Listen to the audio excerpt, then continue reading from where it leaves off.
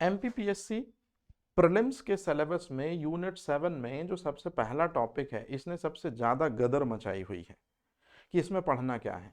पूरी फिजिक्स की पूरी केमिस्ट्री की पूरी बायो कुछ समझ में नहीं आ रहा, और लिखा हुआ है विज्ञान के मौलिक सिद्धांत। यहाँ विज्ञान के मौलिक सिद्धांत का मतलब है कि विज्ञान का मतलब है फिजिक्स केमिस्ट्री बायो, और मौलिक सिद्धांत का मतलब है जो बेसिक प्रिंसिपल्स हैं इनमें, सिर्फ उनके बारे में ही हमको पढ़ना है। पूरी फिजिक्स नहीं, पूरी केमिस्ट्री नहीं, पूरी बायो नहीं, केवल मेन मेन प्रिंसिपल्स उनके बारे में पढ़ना है। तो चलिए, जैसा कि आप मुझे जानते हैं, सौरभ नामदेव मेरा नाम है। सेशन की हम शुरुआत कर रहे हैं रसायन विज्ञान से संबंधित महत्वपूर्ण सिद्धांत कि केमिस्ट्री से रिलेटेड जो जो इंपॉर्टेंट प्रिंसिपल्स हैं वो कौन कौन से हैं, और सिर्फ उन्हीं प्रिंसिपल के बेसिस पे हम आगे चलते हैं। तो शुरुआत करते हैं आज के सेशन की, जिसमें हमने फिजिक्स को कवर कर लिया है। अब हम केमिस्ट्री से संबंधित इंपॉर्टेंट जो प्रिंसिपल्स हैं, रूल्स हैं, उनको पढ़ने की कोशिश करते हैं।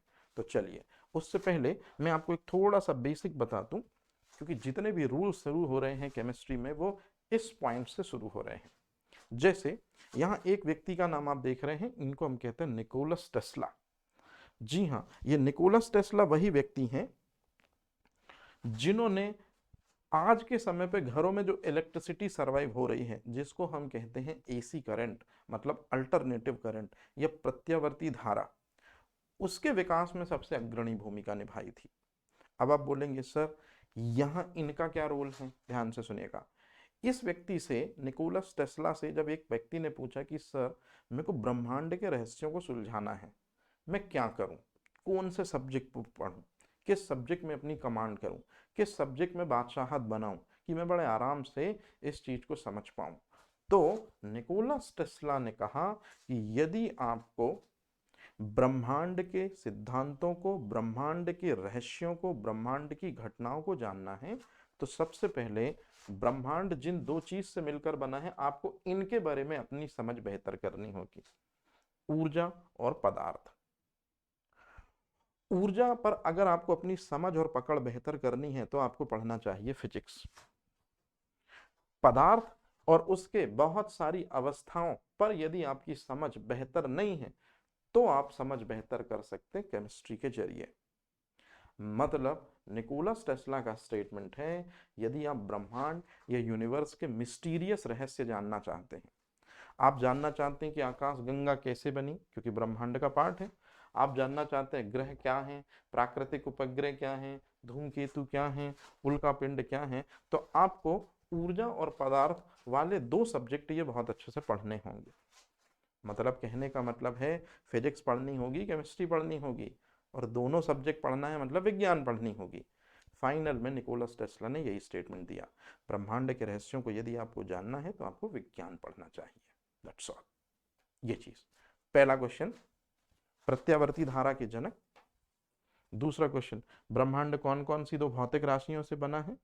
तीसरा क्वेश्चन, ब्रह्मांड का अध्ययन क्या कहलाता है, कॉस्मोलॉजी कहलाता है। तो ये तीन बातें आपको याद रखनी है जो सबसे इंपॉर्टेंट है।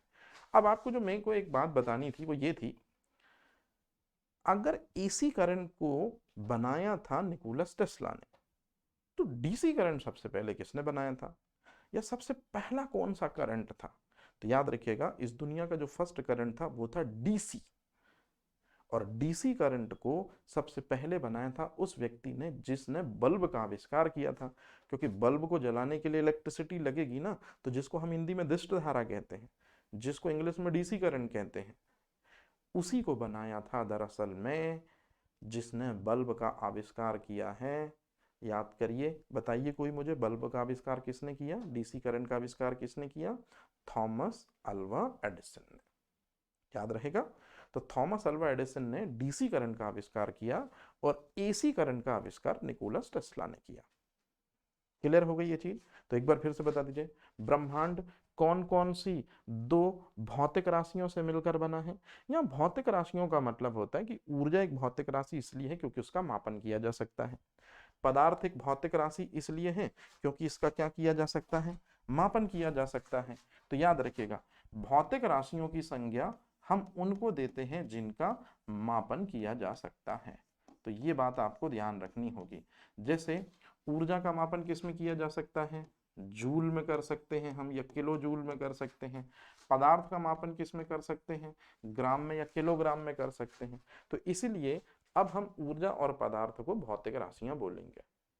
और सबसे इंपॉर्टेंट चीज, ब्रह्मांड दो अलग अलग भौतिक राशियों से मिलकर बना है। जैसे पहले नंबर पे ऊर्जा और दूसरे नंबर पे पदार्थ है। अब सुनिए कहानी, यहां से हमारा सेशन होता है शुरू। इसी बिना पे या इसी आधार पर दरअसल में हुआ क्या है, मैं कलर चूज कर लूं पहले नंबर तो ब्लैक। हाँ, अब ध्यान से सुनिए। ब्रह्मांड कौन सी दो चीजों से मिलकर बना है? सबसे पहली चीज है ऊर्जा। तो एक व्यक्ति है, उनका नाम है मेयर हेल्महोल्ट्ज। इनकी पिक्चर हम आगे देख लेते हैं। ये मेयर हेल्महोल्ट्ज है। मेयर हेल्महोल्ट्ज ने ही ऊर्जा संरक्षण का नियम दिया है। अब ये ऊर्जा संरक्षण का नियम क्या होता है? आप में से ज्यादातर लोगों को ये चीज पता है। आप में से ज्यादातर लोग बोलेंगे कि सर, ऊर्जा को न तो उत्पन्न किया जा सकता है ना, और ना ही ऊर्जा को, मैं उत्पन्न को ऊ लिख दे रहा हूं, और ना ही नष्ट किया जा सकता हो को ना लिख दे रहा हूं। तो ऊर्जा को ना तो उत्पन्न किया जा सकता है, ना ही नष्ट किया जा सकता है। ऊर्जा एक रूप से दूसरे रूप में परिवर्तित हो सकती है। अरे हाँ या ना, जैसे डायनामो, जैसे जनरेटर।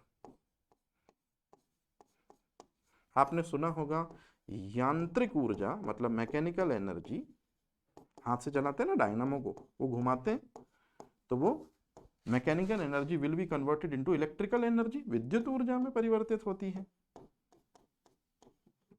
ये चीज आपको पता है। ये चीज बोली जा रही कि एक ऊर्जा दूसरी ऊर्जा में परिवर्तित हो जाती है, मतलब ऊर्जा ऊर्जा में ही कन्वर्ट हो जाती है। ये अगर आप कह रहे हैं तो इसमें आपको थोड़ा सा अपने नॉलेज को और इन्फ्लुएंस करना है, नॉलेज को और बेहतर करना है। जो आप बोल रहे हैं वो ठीक है, लेकिन साइंटिफिकली सही नहीं है। मेयर हेल्महोल्ट्ज ने ऊर्जा संरक्षण के नियम में ये बातें जो हैं दुनिया को बताई तो है, लेकिन स्टैंडर्ड बताया है। जो आपको क्वेश्चन आता है वो ये है, ध्यान से सुनिएगा। ये चीज आपको याद रखनी है। सबसे पहले यहाँ समझाने वाली चीजें ज्यादा हैं, पहले ही मैंने मेहनत कर ली है, आपको केवल देखना और समझना है। ऊर्जा के एक आध रूप बताइए। तो आप बोलेंगे सर जैसे चुंबकीय ऊर्जा है, विद्युतीय ऊर्जा है, गतिज ऊर्जा है, स्थितिज ऊर्जा है। उसी तरह से एक ऊर्जा है जिसको हम कहते हैं, अच्छे से देख लीजिए, ऊष्मीय ऊर्जा। ऊष्मीय ऊर्जा को हम शॉर्ट में ऊष्मा भी कह सकते हैं, इंग्लिश में इसको हीट कहते हैं, ये तो आपको पता ही है, थर्मल एनर्जी, है ना। हाँ, तो ऊर्जा का एक टाइप होता है, ऊर्जा का एक प्रकार होता है जिसको कहते हैं ऊष्मीय ऊर्जा। अब मेरा आपसे सवाल है, ऊष्मीय ऊर्जा की स्टडी साइंस में कहाँ करते हैं? तो आप में से कई लोग बोलोगे कि सर ऊष्मीय ऊर्जा को हम पढ़ते और समझते हैं, एक चैप्टर है जिसका नाम है थर्मोडायनेमिक्स। बिल्कुल सही कहा आपने। थर्मोडायनेमिक्स जो फिजिक्स में आता है, ऊष्मा गतिकी चैप्टर होता है, और ऊष्मा गतिकी चैप्टर में हमको ऊष्मा से रिलेटेड, जो कि एक तरह की ऊर्जा है, बहुत सारे कॉन्सेप्ट पढ़ने और समझने पड़ते हैं। तो आप में से कुछ भी लोगों ने या कभी भी आपने ऐसा सुना होगा कि जो थर्मोडायनेमिक्स चैप्टर होता है फिजिक्स में, उसमें 3 लॉ दिए हैं। ऊष्मागतिकी का प्रथम नियम, ऊष्मागतिकी का द्वितीय नियम, ऊष्मागतिकी का तृतीय नियम। इस तरह से 3 लॉ दिए। याद रखिए, ऊष्मागतिकी का जब आप पहला नियम पढ़ते हैं, लॉ ऑफ थर्मोडायनेमिक्स का फर्स्ट लॉ पढ़ते हैं, तब आपको खुशबू आती है ऊर्जा संरक्षण नियम की। कहने का मतलब ये है कि ऊष्मागतिकी के पहले नियम में हमको कुछ ऐसा दिखाई देता है, ऊष्मागतिकी के पहले नियम में हमको कुछ ऐसा सुनाई देता है कि ऊष्मीय ऊर्जा को न तो उत्पन्न किया जा सकता, ऊष्मीय ऊर्जा को उत्पन्न नहीं किया जा सकता, ऊष्मीय ऊर्जा को नष्ट भी, ये कैंसिल है, नहीं किया जा सकता। अब आप मुझे बताइए, अगर ऊष्मीय ऊर्जा को उत्पन्न नहीं किया जा सकता, इसको तो छोड़िए, अगर ऊष्मीय ऊर्जा को नष्ट नहीं किया जा सकता, और ऊष्मीय ऊर्जा एक प्रकार की क्या है, ऊर्जा ही तो है ना, उसको नष्ट नहीं किया जा सकता। अगर नष्ट नहीं किया जा सकता तो क्या ये वर्ड लिखा जा सकता है, अविनाशिता? अरे हाँ या ना, आधा काम हमारा हो गया। ऊर्जा को न तो उत्पन्न किया जा सकता है न नष्ट किया जा सकता है। सच में ऐसा कोई रूल नहीं है। ऊर्जा के एक प्रकार ऊष्मीय ऊर्जा को न तो उत्पन्न किया जा सकता न ही नष्ट किया जा सकता। ऊष्मीय ऊर्जा एक रूप से दूसरे रूप में परिवर्तित हो सकती है। यह रूल है, थर्मोडायनेमिक्स का फर्स्ट लॉ है, और इसी को कहते हैं ऊर्जा संरक्षण का नियम। ऊर्जा संरक्षण का नियम ऊष्मागतिकी का प्रथम नियम है, याद रखिएगा। अब जब हम ऊष्मागतिकी का प्रथम नियम पढ़ते हैं तो हम ये पढ़ते हैं ना कि ऊष्मीय ऊर्जा को नष्ट नहीं किया जा सकता। तो क्या इस बिहाफ पर यह स्टेटमेंट जारी हो सकता है? ऊर्जा की अविनाशिता का नियम मतलब ऊर्जा नष्ट नहीं होती है, ऊष्मीय ऊर्जा नष्ट नहीं की जा सकती है। बिल्कुल हो सकता है। तो आपसे क्वेश्चन पूछे जाएंगे दो। ऊर्जा संरक्षण का नियम किसने दिया था? ऊर्जा की अविनाशिता का नियम किसने दिया था? और ऊर्जा संरक्षण का नियम हमको पता चलता है ऊष्मागतिकी के प्रथम नियम से, द्वितीय से, तृतीय से। तो याद रहेगा ये चीज अब आपको। अच्छा, और सुनिए एक चीज और। आपने हमेशा सुना होगा कि मेरे पास में ये एक वस्तु है, इसका टेम्परेचर ज्यादा है। मेरे पास में ये एक दूसरी वस्तु है, इसका टेम्परेचर कम है। इन दोनों को आपस में मैंने इंटरलिंक कर दिया, इन दोनों को आपस में मैंने जोड़ दिया। जरा जल्दी से आप मुझे बताइए,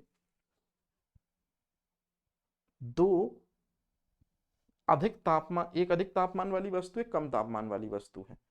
जिसका तापमान अधिक होगा उसके अंदर ऊष्मा अधिक होगी, जिसका तापमान कम होगा उसके अंदर ऊष्मा कम होगी। तापमान भौतिक राशि है, याद रखिएगा। और ऊष्मा एक ऊर्जा है। एक भौतिक राशि है, एक ऊर्जा है, ये दो डिफरेंस है इनमें, थोड़ा सा याद रखिए।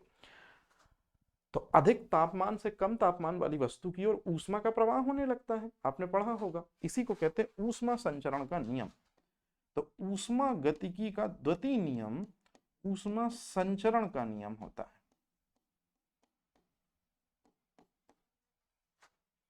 याद रहेगा ये चीज। तो ऊष्मा संचरण का नियम किसे कहते हैं? ऊष्मा गतिकी के द्वितीय नियम को कहते हैं। अच्छा, इसी तरह से यदि मैं बात करूं कि ऊष्मागतिकी का प्रथम नियम क्या है, तो ये तो आपको मैंने बता ही दिया कि ऊष्मागतिकी का प्रथम नियम क्या है भाई, ऊर्जा संरक्षण का नियम है। तो आपसे अब कभी भी अगर कोई पूछे कि जल्दी से बताइए बेटा जी ऊर्जा संरक्षण का नियम किसने दिया था? मेयर हेल्महोल्ट्ज ने। कौन सा नियम है वो? ऊर्जा संरक्षण का नियम, ऊष्मागतिकी का प्रथम नियम। इसकी शुरुआत कहां से हुई? अच्छे से देख लीजिए। ब्रह्मांड के दो घटक होते हैं, एक ऊर्जा और एक पदार्थ। तो सबसे पहले किससे रिलेटेड रूल दिया गया? ऊर्जा से। अब किससे रिलेटेड रूल दिया जाएगा? नो डाउट पदार्थ से। तो चलिए देखते हैं कि पदार्थ संरक्षण का नियम किसने दिया था। तो पदार्थ संरक्षण का नियम उस व्यक्ति ने दिया था जिसको आधुनिक रसायन विज्ञान का जनक कहा जाता है, जिन्हें हम कहते हैं लेवोशियर। अब पहले ये देख लेते हैं कि पदार्थ संरक्षण का नियम है क्या। जो हम शुरू से पढ़ते आ रहे हैं वही है क्या? तो जी हाँ, जो आप शुरू से पढ़ते आ रहे हैं बिल्कुल वही चीज है पदार्थ संरक्षण का नियम। अब यहाँ दो तीन चीजें मैं आपको एकदम क्लियर कर दूं जो आपको बताना बहुत जरूरी है। पदार्थ को केमिस्ट्री में पदार्थ कहते हैं, फिजिक्स में पदार्थ के लिए हम वर्ड यूज करते हैं द्रव्य। सिर्फ हिंदी मीडियम वालों को याद रखना, इंग्लिश मीडियम वालों के लिए तो कंपलसरी होगा। जिसको केमिस्ट्री में पदार्थ कहते हैं उसी को दरअसल में फिजिक्स में द्रव्य कहा जाता है। याद रहेगा ये चीज। हाँ, तो पदार्थ संरक्षण का नियम किसने दिया? लेवोशियर ने। बताइए द्रव्य संरक्षण का नियम किसने दिया? लेवोशियर ने। मतलब ये दो फैक्टर तो आपको तैयार हो गए होंगे, इसमें तो कोई दिक्कत नहीं होगी मुझे लगता है आपको। अब चलते हैं मुद्दे की चीज पर।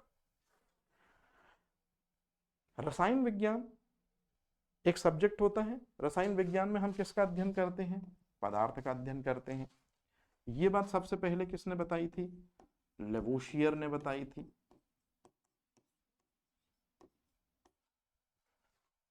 उसी लेवोशियर ने यह भी बताया कि जिस चीज का अध्ययन केमिस्ट्री में करते हैं उस चीज को न तो उत्पन्न किया जा सकता है, अब इसको आप छोड़ दीजिए, नष्ट नहीं किया जा सकता। बताइए, पदार्थ को नष्ट नहीं किया जा सकता। तो जिस चीज को नष्ट ना किया जा सके उसके लिए हम कौन सा वर्ड यूज करते हैं? अविनाशिता।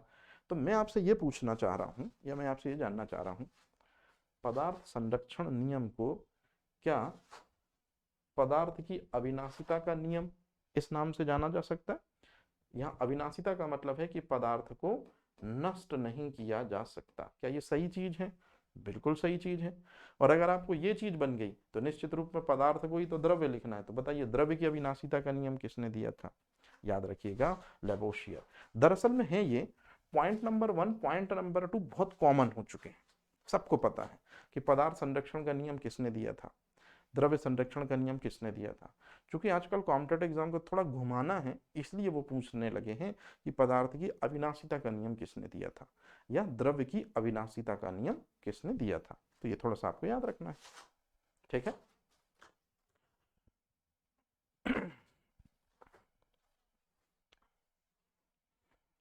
कहते हैं लाइफ में जब बिल्कुल पुरानी परंपराओं के अनुसार या लाइफ में जब चीजें बिल्कुल वैसी ही चलती रहें जैसे से शुरू से चलती आ रही हैं तो लाइफ में कुछ मजा नहीं आता।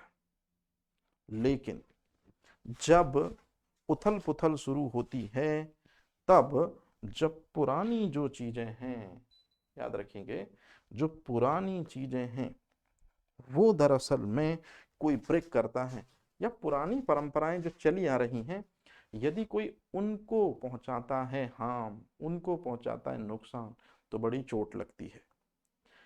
एक नियम नहीं पढ़ने वाले, एक व्यक्ति की पूरी जिंदगी पढ़ने वाले हैं अब हम, जिसका नाम है सापेक्षिकता का सिद्धांत, theory of relativity. Theory of relativity किसने दिया था? अच्छे से देख लीजिए, व्यक्ति का नाम है अल्बर्ट आइंस्टीन। और अल्बर्ट आइंस्टीन ने ही थ्योरी ऑफ रिलेटिविटी में E बराबर mc² का सिद्धांत दिया था। इसी सिद्धांत में उन्होंने बताया था कि सबसे तेज गति से प्रकाश निर्वात में चलता है। तो यहाँ c² का पूरा मसला जो है वो प्रकाश सबसे तेज गति से चलता है, वो ये है। ये चीज याद रहेगी आपको। अब सुनिए, जो मेरे को मेन चीज आपको बतानी है, जो मेन बात मेरे को आपको समझानी है वो ये है। जैसे मैंने आपको एक चीज बताई कि ऊर्जा जो है उसको न तो उत्पन्न किया जा सकता न नष्ट किया जा सकता। अब इस पॉइंट को आप छोड़ दीजिए। ऊर्जा जो है वो एक रूप से दूसरे रूप में परिवर्तित होती है। जैसे डायनामो के केस में विद्युत ऊर्जा किस में कन्वर्ट, यांत्रिक ऊर्जा किस में कन्वर्ट होती है? विद्युत ऊर्जा में, है ना। मतलब ऊर्जा ऊर्जा में परिवर्तित होती है। ऊर्जा संरक्षण का मेन मोटिव यही कहने का है कि ऊर्जा ऊर्जा में कन्वर्ट होती भाई। लेबोशियर आया, मैं यहां पे लिख दे रहा हूं मेयर हेल्म होल्ट्ज, मेयर हेल्म होल्ट्ज। ये चीज मैटर बोलते हैं पदार्थ को, ये याद रखिएगा, पदार्थ है ना, ये पदार्थ, हाँ मैटर। तो पदार्थ जो है उसको न तो उत्पन्न किया जा सकता ना ही नष्ट किया जा सकता, पदार्थ को सिर्फ पदार्थ में ही परिवर्तित किया जा सकता है। अरे हाँ या ना, याद रहेगा ये चीज, एकदम simple. Energy converted into energy, mayor Helmholtz का स्टेटमेंट था। मैटर कन्वर्टेड इनटू मैटर, लेबोशियर का स्टेटमेंट था। दोनों ने अपने अपने स्तर पर ऊर्जा संरक्षण, पदार्थ संरक्षण का नियम दिया। अब सबसे खतरनाक चीज ये है कि व्यक्ति का नाम है अल्बर्ट आइंस्टीन। साल 1905 में जब हिंदुस्तान बंगाल विभाजन में जूझ रहा था लॉर्ड कर्जन के फैसले से, तो जर्मनी में जो ये व्यक्ति है जिसका नाम है अल्बर्ट आइंस्टीन, इसने एक स्टेटमेंट दिया कि एनर्जी जो है वो द्रव्यमान में कन्वर्ट हो सकती है। और इस दुनिया में जिसके पास भी द्रव्यमान होगा आप उसे 101% क्या बोल सकते हैं? पदार्थ बोल सकते हैं। ये पहले ही डिक्लेयर कर दिया था लेवोशियर ने। अभी मैं बताता हूं क्या है। आप अभी फिलहाल ये याद रखिएगा, एनर्जी जो है वो पदार्थ में परिवर्तित हो सकती है। मतलब एनर्जी जो है वो मैटर में परिवर्तित हो सकती है, ये कहना था। अब मेरी बात ध्यान से सुनिए, किस सिद्धांत का? E बराबर mc² सिद्धांत का ये कहना था। शुरुआत से जो परंपरा चली आ रही थी उस परंपरा में एनर्जी कन्वर्टेड इनटू एनर्जी, ऊर्जा संरक्षण का नियम यही था। पदार्थ कन्वर्ट होता है पदार्थ में, यही लोगों के दिमाग में छवि थी। लेकिन साल 1905 में एक व्यक्ति स्टेटमेंट लेकर आया कि एनर्जी जो है वो मैटर में कन्वर्ट हो सकती है और मैटर एनर्जी में कन्वर्ट हो सकता है। तो पुराने जो रूल्स हैं वो हिले। अल्बर्ट आइंस्टीन को इस चीज के कारण, E बराबर mc² के कारण, पागल, सन की, गलत स्टेटमेंट यूज करने वाला और ना जाने क्या क्या नाम से बोला गया। कहने का सीधा सा मतलब है कि फाइनली जो है अल्बर्ट आइंस्टीन जो हैं उनको पागल करार दिया गया और उनको बोला गया कि ये बिल्कुल गलत है। उनके परिवार के साथ में भी गलत सुलूक किया गया कि ये कुछ भी बोल रहे हैं, मजाक उड़ा रहे हैं, है ना। लेकिन दरअसल में हुआ ये दोस्तों कि साल 1905 से, याद रखिएगा, साल 1905 से 1942,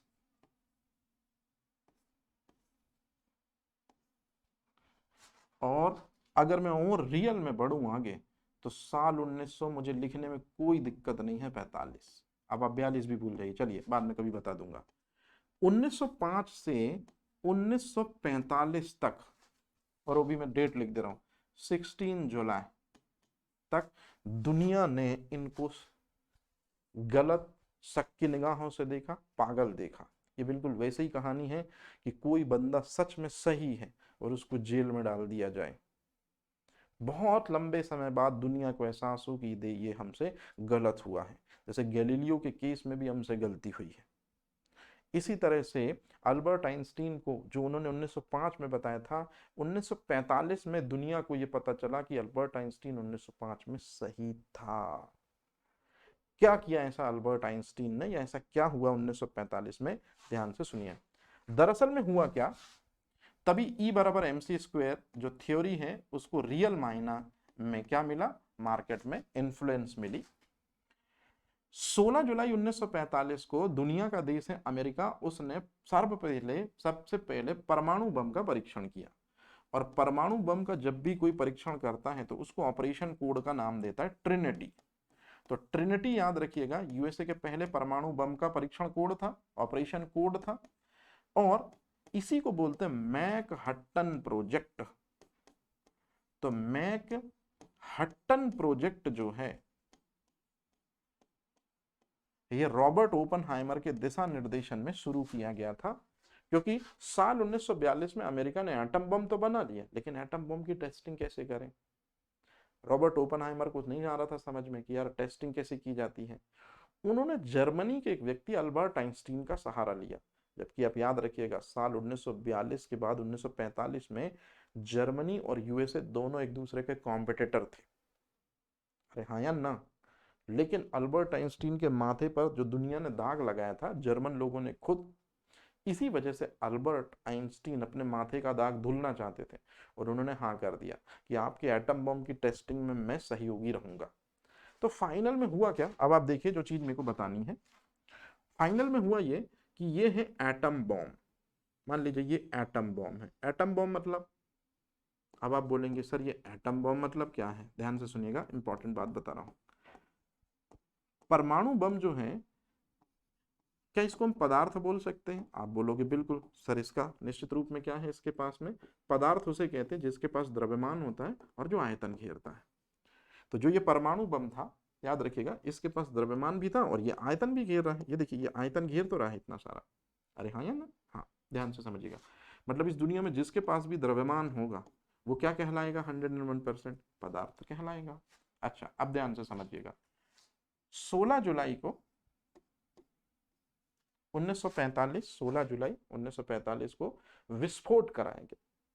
किसका विस्फोट कराएगा? परमाणु बम। यहाँ परमाणु बम का मतलब क्या है, पदार्थ में क्या हुआ, विस्फोट हुआ। तो जरा बताइए, अगर पदार्थ में विस्फोट हुआ तो कौन सी चीज बाहर आई? तो पदार्थ में विस्फोट होने से प्रचंड ऊर्जा जो है वो ऊष्मा के रूप में बाहर आई। अरे भाई, एटम बम जब एक्सप्लोस होता है तो आपने देखा होगा बड़ा धमाका होता है, मतलब बहुत ज्यादा हीट निकलती है।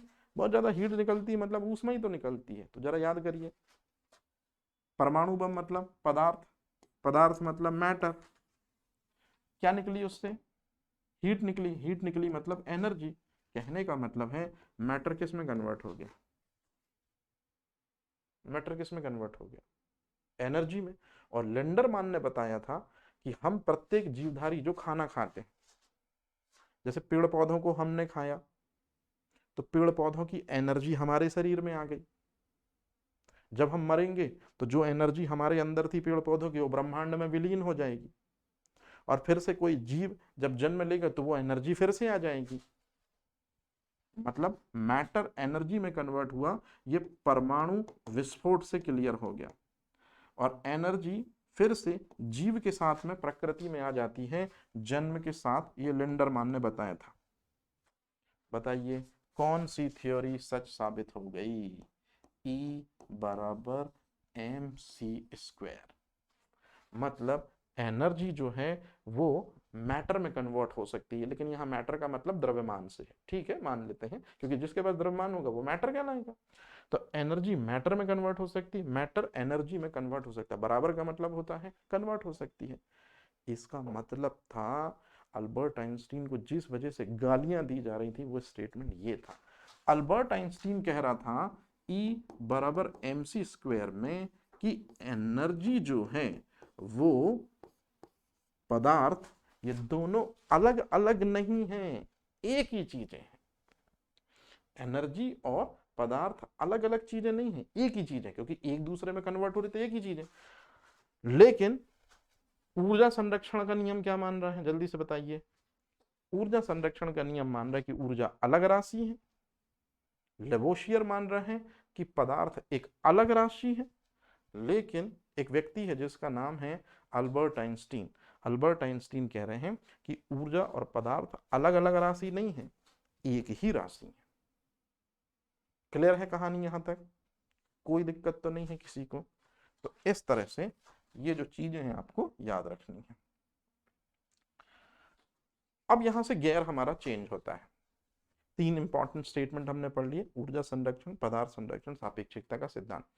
अब हम चलते हैं आधुनिक रसायन विज्ञान का पिता किसे कहते हैं। तो आंसर मैंने ऑलरेडी पहले ही दे रखा है। आधुनिक रसायन विज्ञान का पिता जिस व्यक्ति को कहा जाता है उसे हम कहते हैं लेवोशियर। अब आपके दिमाग में आ रहा होगा कि सर आपने ये इमेज क्यों लगाई है? मैंने ये इमेज इसलिए लगाई है बेटा, ये आपके लिए एक बहुत बड़ी सीख है। और चाहे आप पढ़ाई में कामयाब ना हो पाओ, लेकिन जब आप पारिवारिक जिंदगी में भी कदम रखो, जैसे शादी हो जाएगी, फिर आपके फादर मदर की एक्सपेक्टेशन आप पर होंगी, ब्रदर की एक्सपेक्टेशन, सिस्टर की एक्सपेक्टेशन आप पर होगी।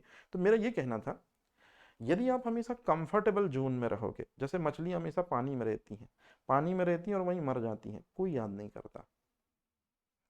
आप हमेशा अपने कंफर्टेबल जोन में मत रहना। जब आप कंफर्टेबल जोन से बाहर निकलोगे तो तकलीफ तो होगी, परेशानी तो होगी, लेकिन आप बिलीव करो, आप इससे भी बेहतर डिजर्व करोगे। बेहतर भी नहीं, बहुत बेहतर डिजर्व करोगे। क्यों? क्योंकि मालिक बहुत कम लोगों को इतनी सोच और समझ देती है कि जो उनका आवास है, जहां वो पले, जहां वो बढ़े, उसको छोड़ना बहुत कम लोगों के लिए ही मुश्किल है। रामचंद्र जी को बोला गया कि अगली मॉर्निंग आप राजा हैं, रात में आप राजकुमार हैं। लेकिन जैसे ही उनको पता चला कि मुझे वन जाना है, तो अपने कंफर्टेबल जोन से बाहर निकला, वो भी एक रात में। हम तो शायद अपने को संभाल ही नहीं पाते, वो तो अर्ली मॉर्निंग जो है वो निकल गए थे। मतलब कहने का मतलब ये है कि जिन लोगों को हम मानते हैं उन्हीं लोगों ने हमको सिखाया है कि आप हमेशा अपने कंफर्टेबल जोन से बाहर निकलोगे, आप इतना डिजर्व करोगे जितना आप रियल में डिजर्व करते, उससे कहीं ज्यादा। जैसे राम की जो खूबी थी वो अंदर रहने पे नहीं थी। मतलब जितना टाइम वो अयोध्या में रहे, राम की कोई भी खाती नहीं, ना राम ने कोई खास बड़ा कार्य किया। लेकिन जैसे ही राम वन के लिए निकलते हैं, फिर राम राम नहीं रह जाते, फिर ये मर्यादा पुरुषोत्तम भगवान श्री राम बन जाते हैं। तो मैं यही चीज आपसे कहूंगा कि आप नहीं बन पाओगे राम जितना, लेकिन राम के कम समकक्ष अगर 0.1% भी बन गए तो हमारी लाइफ बहुत आसान हो जाएगी। तो इसलिए कंफर्टेबल जोन से निकलो। चलिए, रसायन विज्ञान का जनक किसे कहते हैं? शुरुआत सबसे इंपॉर्टेंट चीज से करते हैं। रसायन विज्ञान का जो जनक है वो जेबर को कहते हैं, क्योंकि जेबर ने सबसे पहले जल किस चीज से मिलकर बनता है इस पर रिसर्च करने शुरू कर दिए थे। तो केमिस्ट्री में सबसे इंपॉर्टेंट इंग्रेडिएंट क्या होता है? वाटर। केमिस्ट्री में सबसे ज्यादा उपयोग किया जाने वाला विलायक या सॉल्वेंट क्या कहलाता है? वाटर। उसी पे सबसे पहले रिसर्च करनी शुरू कर दी थी 7th सेंचुरी में। ये 7th सेंचुरी वही चीज है जब 711 में मुसलमानों का हिंदुस्तान में अटैक पहली बार हुआ और 712 में पहली बार सफल अटैक हुआ। मतलब जब हिंदुस्तान पे बाह्य आक्रमणकारी अरबियों के आक्रमण का दौर शुरू हुआ, उसी समय जैबर एक व्यक्ति है, वो वाटर किससे मिलकर बनता है इस चीज में सोचना शुरू करता है। मतलब केमिस्ट्री की बेसिक नींव वो 7th सेंचुरी में रख देता है। क्यों? क्योंकि रसायन विज्ञान के क्षेत्र में सबसे ज्यादा यूज किया जाने वाला विलायक जल ही है। हमारे शरीर के अंदर 65% जल ही है, तो जल के बारे में साइंटिफिक अप्रोच रखनी शुरू कर दी थी जैबर ने। इसी वजह से जैबर को रसायन विज्ञान का पिता कहते हैं। लेकिन अगर मैं आपसे पूछूं कि आधुनिक रसायन विज्ञान का पिता किसे कहते हैं, लेवोशियर को। क्यों? क्योंकि लेवोशियर ने ही बताया था कि रसायन विज्ञान में हम उस चीज की स्टडी करते हैं जिसके पास में ये चीज होती है, और अगर इस दुनिया में किसी चीज के पास भी द्रव्यमान होगा तो 100% वो क्या घेरेगी, आयतन घेरेगी। कई बार आपकी शुरुआत करना सबसे ज्यादा जरूरी होता है, आते जाते हैं लोग और कारवां बनता जाता है। पदार्थ उसे कहेंगे जिसके पास द्रव्यमान होता है, जो उसके पास द्रव्यमान होगा वो आयतन 101% घेरेगा। इसका मतलब हुआ ये कि द्रव्यमान के कारण ही क्या होता है, याद रखिएगा, द्रव्यमान के कारण क्या होगा, वॉल्यूम होता है। आगे चल के पता चला कि द्रव्यमान के कारण एनर्जी भी होती है।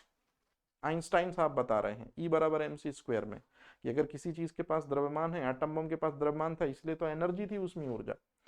आगे चल के कूलाम महोदय ये बताएंगे कि किसी चीज के पास द्रव्यमान है तो उसके पास 101% आवेश भी होगा, चार्ज भी होगा। याद रहेगा? तो इस तरह से आपको चीजें याद रखनी है। तो बताइए, पदार्थ सबसे पहले हम किसे कहेंगे, जिसके पास में द्रव्यमान होगा जो आयतन घेरेगा। इस परम सत्य को पूरी दुनिया को सबसे पहले किसने बताया, लवोशियर ने। मतलब पदार्थ जिसका अध्ययन हम केमिस्ट्री में करते हैं, तो किस चीज को हम पदार्थ बोले, किस चीज का अध्ययन हम केमिस्ट्री में करें, उसके लिए सबसे पहला स्टेटमेंट लवोशियर की तरफ से आया था कि पदार्थ उसे कहते हैं जिसके पास द्रव्यमान होता है जो आयतन घेरता है। पदार्थ उसे कहते हैं जिसके अंदर द्रव्यमान होगा, वो कभी नष्ट नहीं होगा, इसलिए आया था पदार्थ संरक्षण का नियम। फिर आगे चल के एक और चीज मैं आपको जल्दी से बता देता हूं। जैसे आज आपको पता है कि जो जल है वो हाइड्रोजन गैस और ऑक्सीजन गैस से मिलकर बनता है। ये चीज भाई, जो जल है वो हाइड्रोजन गैस और ऑक्सीजन गैस से मिलकर बनता है। इसका मतलब हुआ कि ये दोनों चीजें आपस में मिलकर क्या बनाती हैं, जल। अब ध्यान से सुनिएगा, जेबर ने सोचना शुरू किया था कि वाटर किससे मिलकर बनता है, लेकिन इसी दौरान उनकी डेथ हो गई। लेकिन स्टार्टअप तो दे दिया उन्होंने। लेवोशियर ने बताया था ये रियलिस्टिक स्टेटमेंट। तो जल किससे मिलकर बनता है, हाइड्रोजन से, ऑक्सीजन से। किसने बताया है सबसे पहले, याद रखिएगा, लेवोशियर। किसी भी चीज को जब हम जलाते हैं उसकी किससे क्रिया कराते हैं, ऑक्सीजन से। इसे कहते हैं जलन, इसे कहते हैं दहन, इसे कहते हैं ज्वलन। तो ज्वलन दहन के बारे में भी सबसे पहले किसने स्टेटमेंट दिया था, लेवोशियर ने। ये सब क्वेश्चन बताता चल रहा हूं आपको, याद रहेगा ये चीज। अच्छा, इसके बाद हम बात करते हैं कि भारतीय रसायन विज्ञान का पिता किसे कहते हैं। तो आपने शायद कभी नाम सुना होगा प्रफुल्ल चंद्र राय का। जी हाँ, ये प्रफुल्ल चंद्र राय वही व्यक्ति हैं जिनको नाइट्रेट मैन ऑफ इंडिया कहा जाता है। नाइट्रेट मैन ऑफ इंडिया का मतलब क्या होता है, इन्होंने बहुत सारे नाइट्रेट युक्त कंपाउंड बनाए थे। जैसे इन्होंने KNO3 लैब में बनाया जिसको सॉल्ट पीटर कहते हैं। इन्होंने NaNO3 लैब में बनाया जिसको चिली सॉल्ट पीटर कहते हैं। इन्होंने कैल्शियम नाइट्रेट बनाया जिसको नॉर्वेजियन सॉल्ट पीटर कहते हैं, है ना। तो याद रखिएगा, ये KNO3 जो है इसको हम कहते हैं सॉल्ट पीटर। और ये सॉल्ट पीटर वही चीज है जिसको हम गन पाउडर बनाने में या बारूद बनाने में मुख्य घटक के रूप में यूज करते हैं। तो गन पाउडर या बारूद बनाने के लिए किसका उपयोग किया जाता है, सॉल्ट पीटर का उपयोग किया जाता है। सोडियम नाइट्रेट को कहते हैं चिली सॉल्ट पीटर। और चिली सॉल्ट पीटर जो है ये मिलता है अटकामा मरुस्थल में। कहाँ मिलता है बेटा जी, अटकामा मरुस्थल में। और अटकामा मरुस्थल में मिलता है चिली सॉल्ट पीटर। और आज के समय पे हम डायनामाइट बनाने में यूज करते हैं किसका, चिली सॉल्ट पीटर का, मतलब सोडियम नाइट्रेट का। कैल्शियम नाइट्रेट को आप नॉर्वेजियन सॉल्ट पीटर के नाम से जानते हैं, जो सबसे अच्छा नाइट्रोजिनस उर्वरक है। 90% नाइट्रेट मतलब नाइट्रोजन रिलीज करता है सॉइल में। यूरिया कितने परसेंट नाइट्रोजन रिलीज करता है? 46। नॉर्वेजियन सॉल्ट पीटर दुगनी लगभग नाइट्रोजन रिलीज करता है। मतलब नाइट्रोजन का सबसे अच्छा रासायनिक उर्वरक नॉर्वेजियन सॉल्ट पीटर। मैं आपको ये समझा रहा हूं, लेबोरेटरी में नाइट्रेट के बहुत से कंपाउंड बनाए थे प्रफुल्ल चंद्र राय ने, इसलिए इनको नाइट्रेट मैन कहते हैं। ये समझ में आ गया आपको?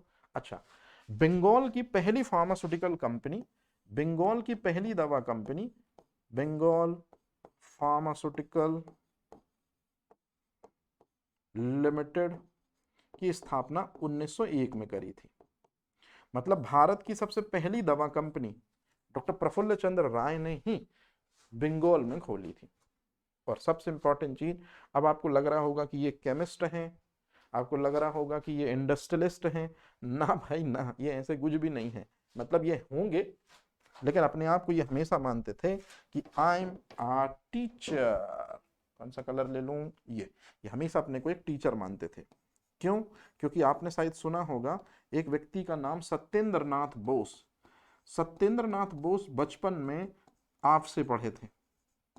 आपने सुना होगा मेघनाथ साहा, जिन्होंने सूर्य के अंदर हाइड्रोजन होता है, हीलियम होता है, कार्बन होता है ना, ये चीज बताई थी। तो मेघनाथ साहा जो आगे चल के बहुत बड़े साइंटिस्ट बनेंगे, ये भी किससे पढ़े लिखे हैं? आपसे ही तो पढ़े लिखे। मतलब सत्येंद्र नाथ बोस जिन्होंने पदार्थ की 5वीं अवस्था, याद रहेगा ये चीज, और मेघनाथ साहा जिन्होंने तारों की रासायनिक संरचना की जानकारी दी थी। आप बचपन में प्रफुल्ल चंद्र राय से शिक्षा पाकर ही आगे बढ़े थे। मतलब प्रफुल्ल चंद्र राय ने इस तरह से इनको साइंस पढ़ाई थी कि इनके मन में साइंस को इंटरनेशनल परचम के रूप में स्थापित करने की योजना सजोली थी। एक बात याद रखिए, आज के स्टूडेंट अपने सिलेबस से बाहर ही नहीं निकल पाते। क्यों? उसमें सबसे बड़ा रोल है टीचर का। टीचर बाहर एटमॉस्फेयर में उनको सोचने घूमने की इजाजत ही नहीं देते। तो बेटा मजबूरी हमारी भी है, क्योंकि आज के समय पे जो सिलेक्टिव पैरामीटर है समाज का, वो है एग्जाम। नॉलेज किसी के पास भरपूर हो लेकिन एग्जाम क्वालिफाई ना हो तो समाज उसे कैसे देखती है आप भी जानते हो। जैसे आपके पास नॉलेज भरमार है लेकिन सिलेक्शन नहीं, तो क्या मतलब उस नॉलेज का? लेकिन हाँ, वो नॉलेज जाया नहीं जाएगा, आगे काम आएगा। लेकिन एट अ करंट टाइम पे तो लोग आपको क्या बोल रहे हैं, आप कैसे गुजर रहे हो, वो आप ही जानते हो। इसी वजह से आप अपना नॉलेज इतना बेहतर करो कि निश्चित रूप में थोड़ी बहुत एग्जामिनेशन को बेहतर करके, है ना, प्रिपेयर करके उसको साइड करो, अलग करो, और फिर आप महारत बनाओ अपने नॉलेज में। और फिर बोलो तो ऐसा बोलो कि लोग सुनने को बेताब हो जाए। चलिए, अब इसके बाद जो चीज मैंने आपको समझाई थी ये वही चीज है। आधुनिक रसायन विज्ञान का जन्मदाता किसको कहते हैं? लेवोशियर को।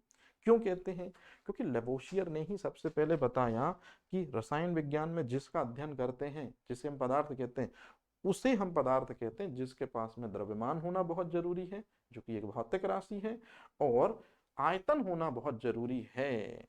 मतलब द्रव्यमान जिस पदार्थ के पास है, आयतन जिस पदार्थ के पास है, 101%, उसको क्या कहेंगे? पदार्थ कहेंगे। और पदार्थ होने के लिए कौन कौन से 2 पैरामीटर होते हैं, है ना, वो द्रव्यमान है और वो आयतन है। यही चीज सबसे पहले लेवोशियर ने बताई। मतलब पदार्थ की प्रामाणिकता को सबसे पहले सत्यापित किया आपने। तो इसलिए आपसे क्वेश्चन पूछा जाता है कि किस वस्तु को पदार्थ कहें, किस वस्तु का रसायन विज्ञान में अध्ययन करें। ये सबसे पहले किसने बताया था? तो ये सबसे पहले जिस व्यक्ति ने बताया था, उसी व्यक्ति का नाम है असल मायने में क्या? लेवोशियर। याद रहेगा ये चीज? अच्छा, अब हम बात करते हैं पदार्थ की अवस्थाओं के बारे में।